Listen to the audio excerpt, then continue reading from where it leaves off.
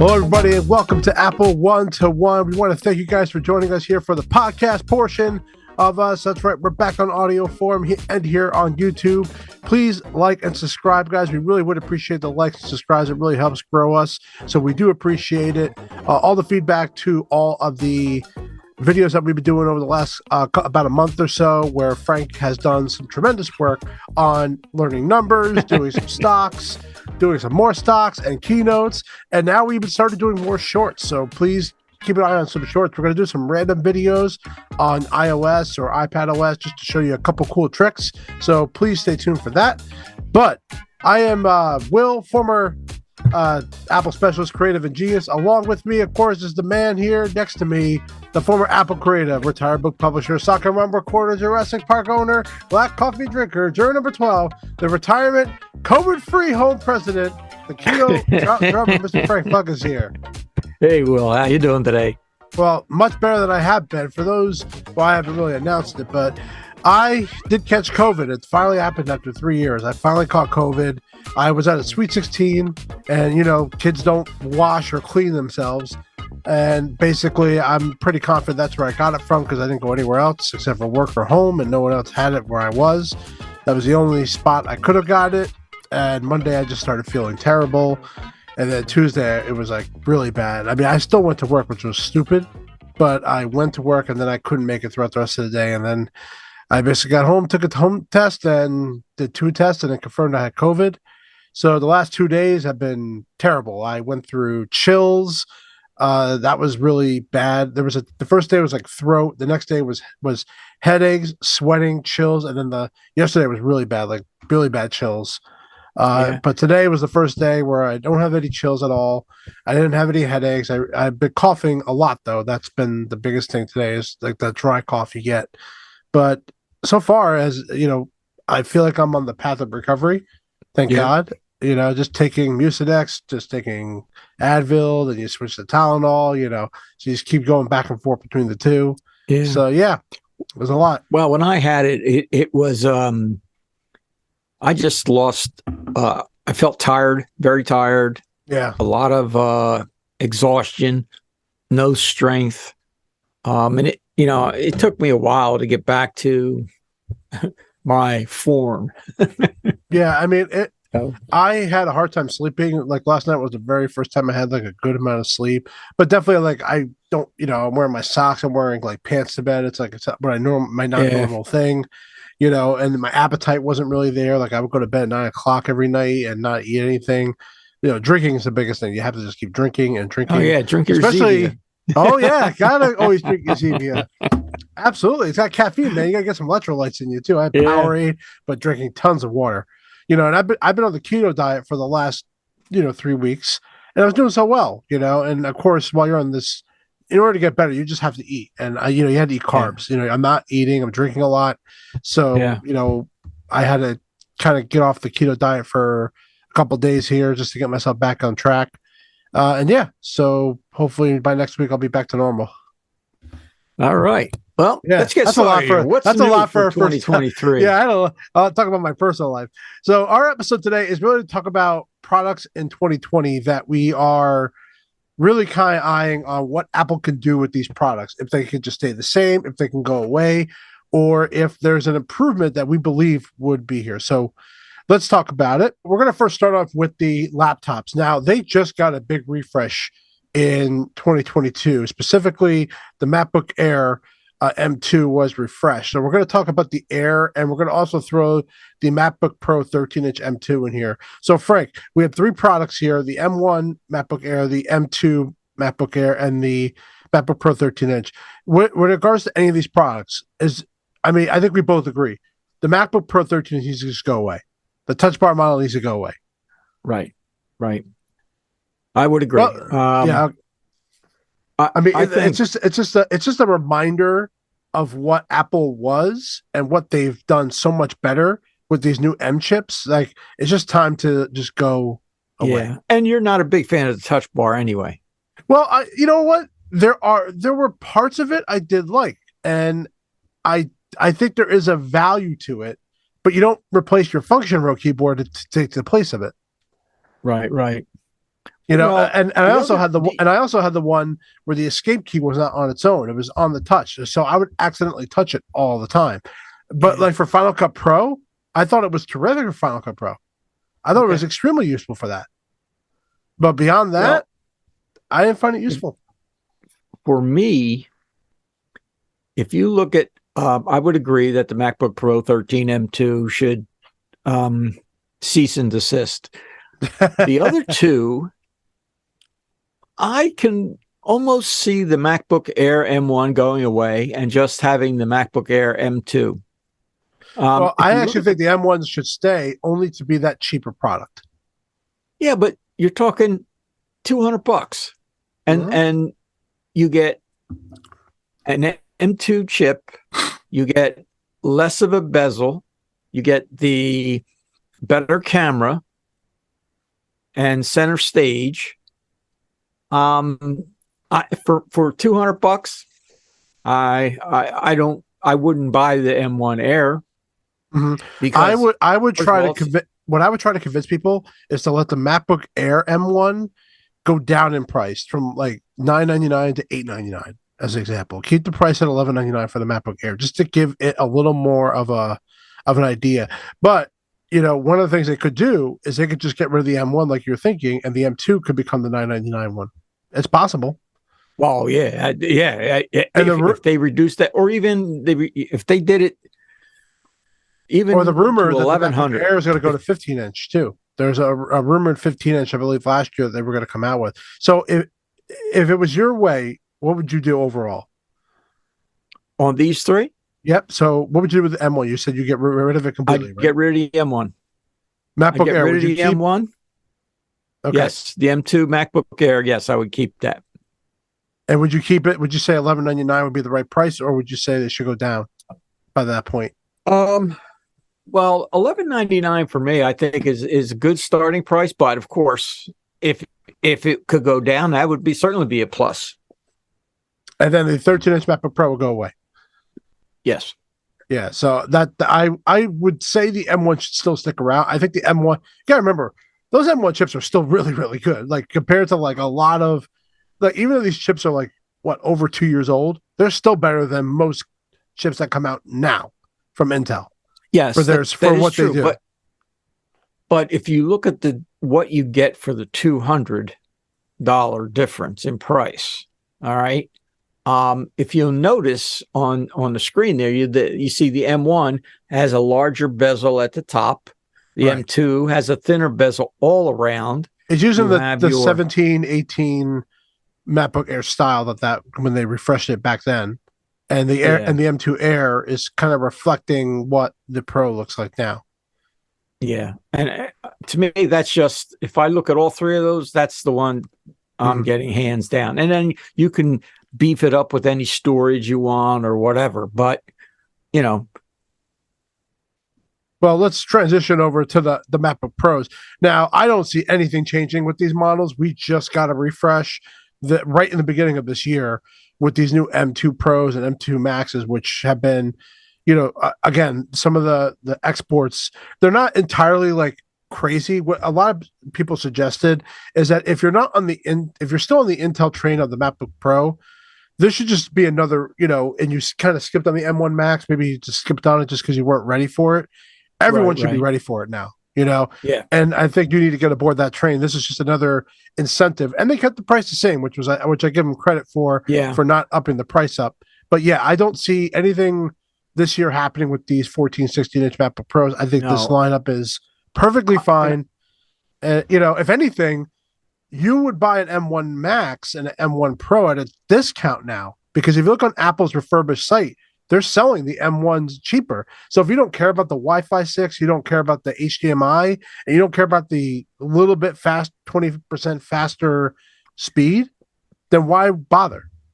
Yeah, it's a good point, and I think that now a sales reps has to be really probing to find out what are the user specific needs because there are so many iterations of these, and somebody says, "Well, I want the M2 Pro." Well, what are you doing with it? I mean, do you really need the Pro? If you're doing your basic spreadsheeting, word processing, presentation. If you're, you may not need the Pro. Well, I hope You know what I that mean? people would understand. Well, they honestly, and here's the one thing that's great about this now. There's a clear distinction between what a MacBook Air should be and what a MacBook Pro should be now. It's Yes. very clear. So Right. where there's gray lines, where I remember when we worked at Apple, where sometimes I feel like there were gray lines between Yes. that, especially if they Yeah. still sell that 13-inch MacBook Pro, which kind of like is like the little part that's trying to get in between these Yeah. two, which again, I don't think anyone's ever going to sell them on unless they want the touch bar. That's the only reason you'd be getting that Yeah. is for that touch bar. So, And I yeah, mean, I let's, with these, I think you have to be doing more logic, movie editing, editing. photos. Yes. Yeah. Right. Those are the key things that you're doing here.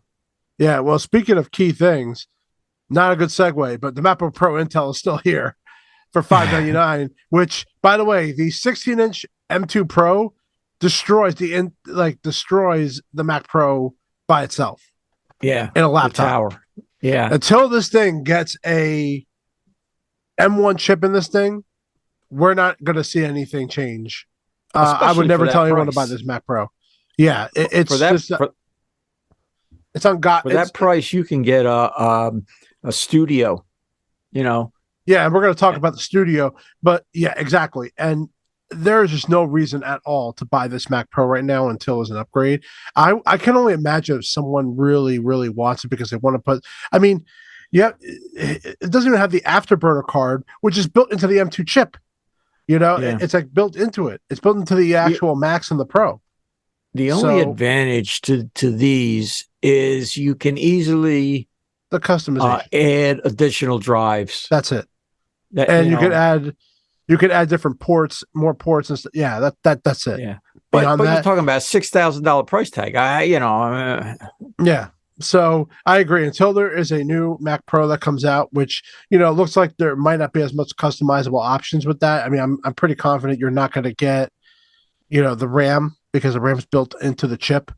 I don't see that, changing. But if they could get away for additional graphics cards or more solid, hard drives, which I think they could do all that, that'd be a great thing. Let's talk about it. Mac Mini now. Now, again, another product that just got upgraded this year, which was a surprise because of the discount that occurred on the Mac Mini with the $599 price, which is a tremendous starting price for a desktop computer. Like my parents would be perfect for that right now. But if you want to have the combination of like the nice keyboard, the mouse, and the display, you're hitting over $1,000 with that. So, but Mac Mini right now, this is like Mac really hit it out of the park with that. They really did. This M2 chip is so much better that, and the fact that Apple said, you know what, the shell is the same. So they probably have dozens of these shells just sitting around, and they're able to now just throw a chip in there and make it for a cheaper cost, which is, well, here's the big thing here that I see with this Mac Mini. If you're in a small business network situation, well, similar to what you are, you could buy a ton of these. Yeah. Right. And people could use their existing. That's what we're going to do. That's monitors and keyboards. And, for $600 a pop, come on. You got to be kidding me. Plus, there might be an education discount, which I know at my institute, this is the computer we're buying this year, and we need to get a lot of them. So, well, especially if you don't need a lot of internal storage, if your organization is storing everything on the network drives. Well, that's a problem because Apple and Active Directory, specifically with Microsoft, is ending. So it's going to be local accounts now. I don't see there's going to be eventually that relationship is coming to an end. So I do that the storage on the physical machine is actually going to be necessary. Well, maybe part of Apple's plan is to have more business network storage in a cloud. Well, that's why they have their small business solution option with iCloud. So they do have that. Remember, they're aiming towards small businesses, but it takes a lot of people to try to get on board with that, which is not always that easy. Mac Studio, I do see an M2 Ultra coming out this year, so I do expect to see it.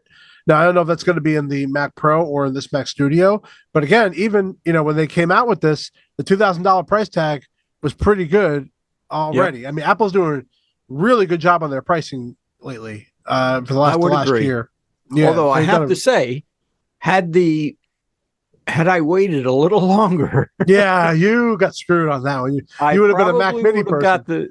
Would have got the Mac Mini. Yeah, I would have been in around the same price range, but the only thing that not the only thing, but what really attracted me on the Mac Studio was all of the additional ports. right.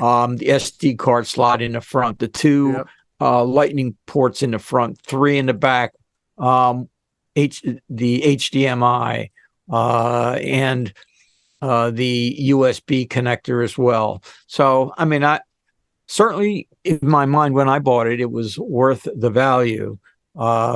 So I'm happy with it doing the job. You weren't patient enough. Yeah. So, well, that's always the way. But let's talk about the eyesore in the room right now, which is the iMac. iMac this year, if this is not addressed this year, this iMac is going to die. Like I think it's going to die. Like they're going to not sell an iMac anymore. I'm worried about the future of the iMac because I love the iMac. I think it's like the design of that on a table looks amazing. Yes, all in one with no cables all over the place is tremendous, and that's why I love the iMac. But they did a refresh in 2020 with it, or was it 2021? They did a refresh in 2021 with it, with this M1 iMac with a design that was mixed reviews, that had some really good innovation in it, I think, for some things, but they definitely didn't cater to the pros with this model. Well, I don't think it was at that market. I don't think it was aimed at that demographic. But it doesn't matter. People had iMac Pros, and even if you bought a 27-inch iMac and you beefed it up, it still did amazing stuff. But if they don't do something this year with this iMac, whether it's I don't know if they're going to do a redesign, but if they need to cater to the pros with this. They have to offer some kind of pro option, or they got to knock it up to 27 inches or offer a 24 and a 27-inch with this one. And if they don't address it this year, I think the iMac is going to die. Well, I know people that have this, and I've sold it to them, and they're very happy with it. I mean, everyone likes. Trust me, I like the iMac, but it's not worth the price tag that it's offered right now. It's not. Well, $12.99 for I guess you could make that argument, but absolutely, I can make that argument. The all-in-one case, it's a beautiful screen. The N1 chip at the time was extremely. And by the way, and if you want for $200, you got to get the 4 ports plus the Touch ID feature, which is not set up with the original 2 ports. Yeah. So you can tell it's $14.99 for that. So. Yeah, they definitely need to work on this. Speaking of working on things, the displays that they offer. Wow. My university is very determined to try to get these studio displays, which I am like, it's not worth $1,600 for. Yeah, they're just. I mean, it's beautiful. It is beautiful. There's no doubt about it. iMac, they got an iMac at that point. Yep. Yeah, I have my 27-inch. 4K 27-inch display just sitting there. Yeah, and how much did you pay for that? And how much did you pay for that? I want to say maybe $1,500. Yeah. Oh my God! Why did you pay that much money? Did you even get a webcam in that thing? No, I beefed it up. And more storage. No, not the display. The iMac. Display. Yeah, I know. No, my iMac. Is it 27? All right, forget about your iMac. We're past that. I'm talking about the display you got for your Mac Studio. Oh no, I bought a BenQ. I model BenQ. It's a 32-inch, and I spent like $300. Yeah, exactly. Yep. So, and you could buy the attachments for your display if you needed to. Like you have all that. You could do all that stuff, webcam and all that, much cheaper than what you're going to pay for this. Yeah, I'm looking at a Logitech camera. It's like, I don't know, maybe $150 if that. Yeah, and on top of it, this Pro XDR is in my laptop right now. You know, I mean, they took that screen, they took an XDR screen with the refresh rate and everything and put it into that. Heck, this doesn't even have a webcam in it. So it's they got to fix this. I know they just came out with the studio display, but they got to fix this. This has got to be discounted a lot. I don't know what demographic they're trying to go to. Neither do I. Neither do I. You know, you're going to spend the Mac Studio, obviously, because that's when they came out with it. Well, yeah, but but again, it's missing something. Why don't you put a high end? No, it's not missing anything. It's too expensive for what they gave. Right. It's not. Why not put the thing. It's not worth $15.99. It's worth $9.99. That's what it's worth to me. Yeah. I mean, if they had a high end camera in it. Yeah, which they don't. Right. And then they're using the same panels from an iMac, from a 27-inch iMac. That's been around since 2017. Yeah. So so Apple, do something about this. All right, we got to fix this whole thing. That Pro display is just outrageous. Yeah, we'll move past that. But let's talk about a more difficult category, which is the iPads. So we have the iPad Mini 6th Gen, we have the iPad 9th Gen, the iPad 10th Gen. So let's start with the iPad Mini. Now, this hasn't been upgraded for a couple of years, but basically it's an iPad Air in a smaller form. A $499, which I still think is a ridiculous price for a Mini. But what do you think they need to do this year with the iPad Mini 6th Gen? Well, if they're not going to upgrade it, well, I would like to see a newer chip in it. I'd like to see the latest Wi-Fi, and I probably even maybe $599 if it's beefed up. $599. It's already $499. I know, but if they add some nice things to it, sure. You can't upgrade the price for that. It's not going to be worth that. No way. I would never buy it. It's a great format. That size is if you do a lot of reading on it, it's perfect size. Perfect size. Yeah. Then come out, knock the price down, upgrade the stuff, and make that $399. Okay, it needs to be worth $399, not $499. It's not a $500 device. I'm sorry, it's not. iPad 9th generation, that's been around forever. It's the same form factor. Honestly, I like how Apple still keeps that one around. Again, your point, schools, that's like the prime product for that. $329 for an iPad is still a tremendous price. Like if an iPad broke in my house, I'd be okay shifting out $320 to buy a new one. Well, it's worth the price. You're talking about the price now. Here you get the 9th generation for $329. And you got the 6th generation Mini for $499. Does that make any sense? Of course it doesn't. That's the point I'm trying to make. Now, they have a better screen in it. They do have a better screen in it, and they have a Face ID built into it. And like I said, if you look at the Air features in the iPad Air, they pretty much are in here except for the M1 chip. So think of what's in that.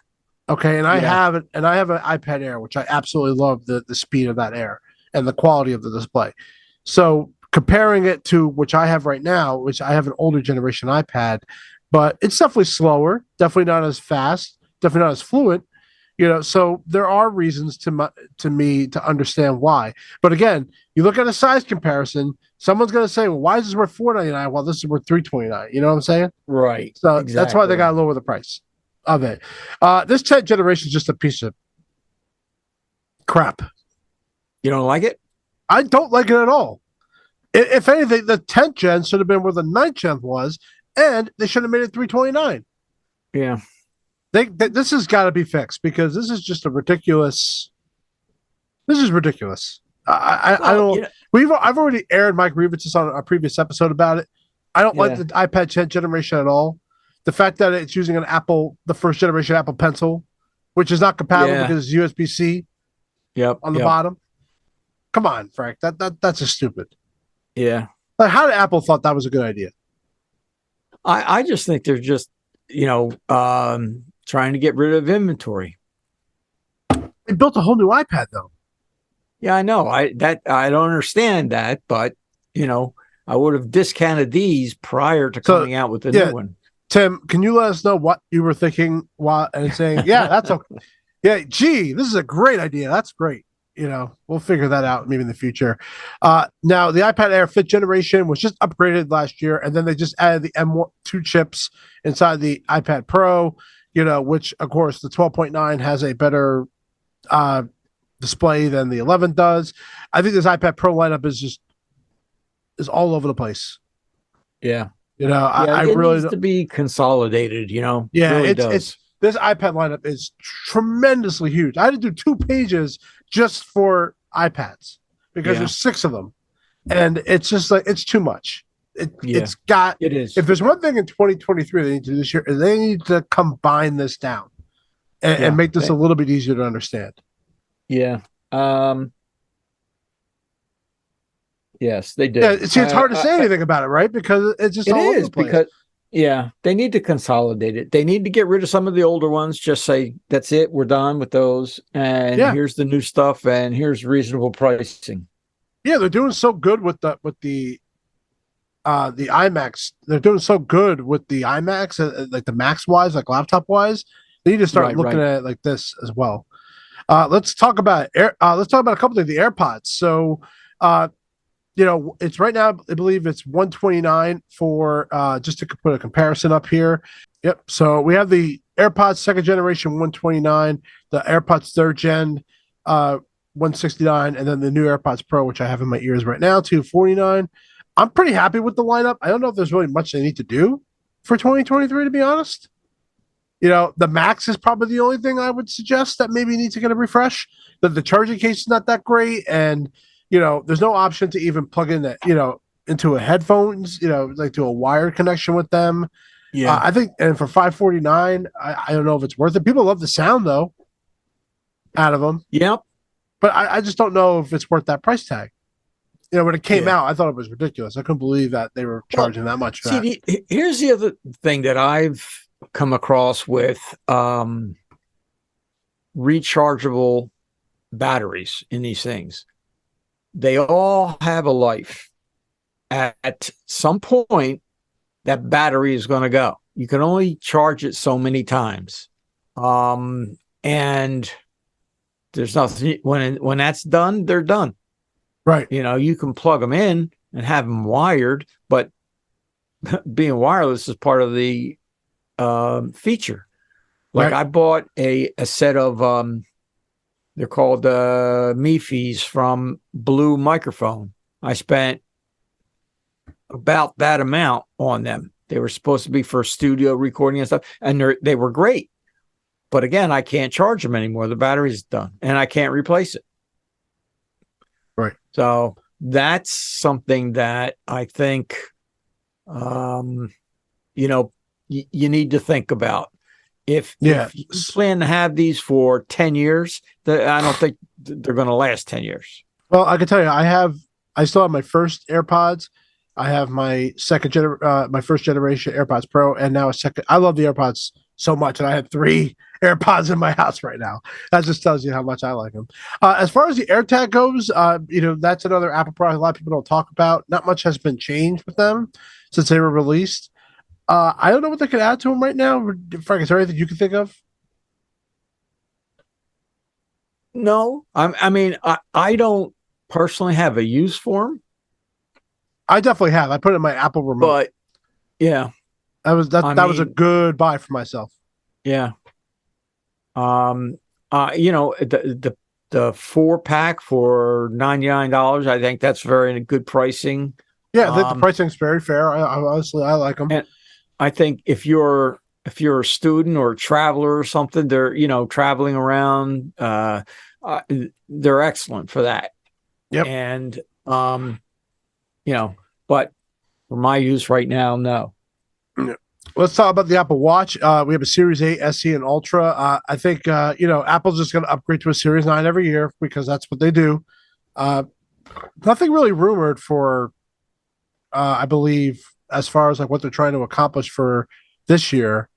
The SE I think is a great price, starting at $249 for just a GPS model. But again, the Ultra was so good that I think Apple's going to start looking at what they made in that Ultra and start to expand on it.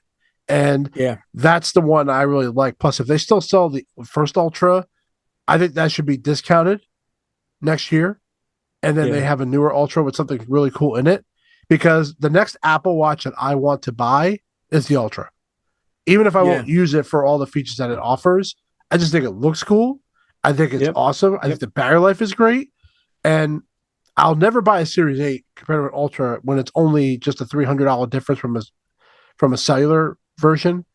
Right. Uh, I just, especially if I want that titanium metal look, you know, you wouldn't buy a Series 8. You're going to buy an Ultra. Yeah. I came very close to buying the Ultra. Um, but Yeah. I So this just, year, I I think was this like, year they're well, going to do something more with the Ultra because I think they know that. I mean, I went to the Apple store. Everyone had an Ultra on. It's like yeah, because they work there, they get a discount. I get it, but everyone really seems to want that Ultra yeah. band. I think it just does some really cool stuff. But I think the SE is still a great buy. But as far as upgrading the SE, they just did it last year, and I don't see them doing really much with it. But of course, the Series 8 is going to get upgraded to a 9, and they're going to put something very small in it. They really got to do something pretty big, I think, this year for it to be worth a Series 9. Yeah, I would agree. I think it should just move to the Ultra and be done with it. All right, Frank. So let's talk about our homes. So we have the Apple TV 4K that came out last year as well. Great upgrade with a cheaper price. Again, Apple, we talked about this before, doing lower pricing on this. I don't know what much you could do right now with that Apple TV 4K. I think that's honestly at 2023, I do not see anything changing with it. Well, I I don't think so, but you No. never know. I heard some rumors they're going to put larger storage. They're going to have storage space in them again. I mean, they already But I do. I don't mean, know. I think they increased it as it is. I mean, it's a 64 gig or 128. I Yeah, think, yeah. again, what do we use in your Apple TV? I would love to go check my Apple TV, find out what I'm really using in it, because I guarantee it's like nowhere near what I need to use. The only thing I use the storage for is the apps that you download. Other than that, oh, well, I guess if you buy movies, they're stored there too. But And my son in the background, they agrees. He's definitely agreeing that the Apple TV 4K is yeah. fine where it is. Oh, the best thing they did on this is the new remote. Yeah, I mean the USB-C is really good. I bought a case for it, my remote that has the AirTag in it, which I love. It's been great to have that in there when I miss it. Like right now, I can't even Yeah, find my yeah. main remote to my television, so that's a mystery where that went. But the other thing is the HomePod. We have a new HomePod that came out just recently. People are not exactly thrilled about the pricing of it. Which I could understand. It's for the Well, what you get in it. Are you really getting the sound that you really want? And I always argue that you got to get two of them, especially if you're going to hook them up to the television. You can't have one; it's not yep, going to work. yep. Uh, Um, so well, this is probably the product I'm most excited about. I love my original HomePods. I yeah, I just do too, and I have them. I love them. Like they're great. I'm not buying a second Um, gen though. well, I don't know what. I mean, the HomePod Mini needs to be. What could they do in 2023? Because we know the new HomePod's not getting upgraded. It just got re-released. But right. in the HomePod Mini, is there anything they could do this year with it? I was never a big fan of the Mini, so whatever if they add anything to it, that can only be a plus in my book. In 2023, I would like to see them have uh the home app be open to more devices, Well, that's where Matter will come in. more manufacturers, more Right, and that's something to manufacturers. look forward to in 2023 with the Matter support that is expected to happen, and that's what we have to wait Yeah, for is Matter to be fully functional. I think iOS 17 will be the time frame for that to happen. because I mean there are like if you go to cameras, for example, security cameras, anything for the home kit is way more expensive. And I mean, I just don't want to deal with Google, but you can get a Ring doorbell and cameras for cheap. Yep. You know. Yeah. So Apple hasn't really done it, other than controlling your home. That's what the main Right. reason like having a HomePod is for, or an Apple TV 4K. You know, there's no reason like otherwise. Apple has not really expanded beyond that. Hopefully, the Matter with all Amazon and Google are all going to work together and secure wise. Yeah. Because Apple's not good. Apple wouldn't have participated if they didn't want the security to be addressed, Right. somehow. So we'll see how that happens. I think before the end of 2023, I think Matter will finally be released. And I could only imagine, you know, how that's going to work. Even if you have older device, I don't know if it's going to work for older stuff, but it definitely, for the stuff you go forward, I would say everything's going to work together, which is great. I think that's the way it Right. should be. Right. But Frank, we didn't even talk about it, but is there any products that Apple has never even released yet that you expect to see? I'm sure everyone's all talking about this stupid headset that everyone with this $3,000 headset, Yeah, which, I mean, that's the rumor. But keep in mind, if they issue that, the price tag on that is going to be. You think the display monitors are expensive? yeah, I mean, come on, man. yeah, I mean, and if they release it, they have to have some just absolutely knock down, drag out, absolutely fabulous applications to go with it. I mean, it can't be some mediocre piece of game or something. It's got to be absolutely gorgeous. right. I mean, what's the Meta one go for? Well, let's look it up. Their headset. Let's look at the MetaQuest. Well, there's a Pro version, which has which is 1,100. The MetaQuest 2, which is at $499. So there's a Pro that I didn't even like. That's crazy that there's a Pro version. I hope the Pro version better be like it better like physically transport me to that location. And beat me up, Scotty. Yeah, yeah. So yeah, you could get it for. But look, and it's on sale. It's $1,000 discount. Yeah, I mean a little over. That tells me people are not buying it. I can tell you right now, if Apple comes out with one, you get half of that for $1,000. Yeah, I mean the rumored price is like over $3,000 for the headset. Yeah, man, I don't think Apple games are like there's no like main like apps that are exclusive to Apple that really blow the, this whole Meta thing is not Metaverse is definitely not working the way I think they wanted it to. Yeah. And if they never get this Epic lawsuit settled, then I don't see any huge game coming, Well, it sounds like that's going to be ending soon, where I think the rumor is that it's going back on the App Store now. I think everything's been kind of handled, and obviously Epic Games did not win that battle as we kind of expected. They did because Apple is going to change their terms, and they are going to allow third-party store. I think that is going to happen. Man, I'll tell you, if that's what people want, be careful what you ask for.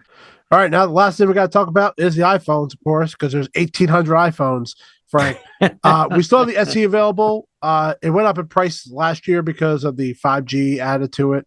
I know how you feel about this model. You just don't feel like it has a reason to exist. The SE, only as an entry level, but I mean, I really think that there's way too many iPhones. I would probably phase out the SE. If you're going to keep the 12 or the 13, bring the 13, the smaller one, down in price and make that your entry level. I don't see the need for the SE or the 12. Yeah, so the iPhone 12 starts at $599. This was my least favorite iPhone that ever came out ever, as I talked about how much the iPhone 12 sucked. That was our most downloaded podcast episode because I just hated it so much because they took so much stuff away and it prompted the 5G all over the place. And I hated it. But I think it's like if this replaced the SE, cool. But we're $599? No, not for me. Because here's the reason why. The mini starts at $599 and the iPhone 12 starts at $599 for the 64 gig. Right? Yeah. So think of this. So let's say you get the regular 13, right? The regular 13. That starts at 128 gigs. So right now they have an iPhone 12 that's for 64 gigs of room, right? Yeah. If you go up to 128, you go at 649. But the starting Yeah. of the 13 is at 128 for 69. For $50, you get a iPhone 13 over a 12. Right. That's what I'm saying. You see what you're talking about? And how do I think sometimes how do you sell they that? do that pricing so that people say, Fool well, geez, you. for another $50, I'll get a newer technology and more storage. Don't even sell it.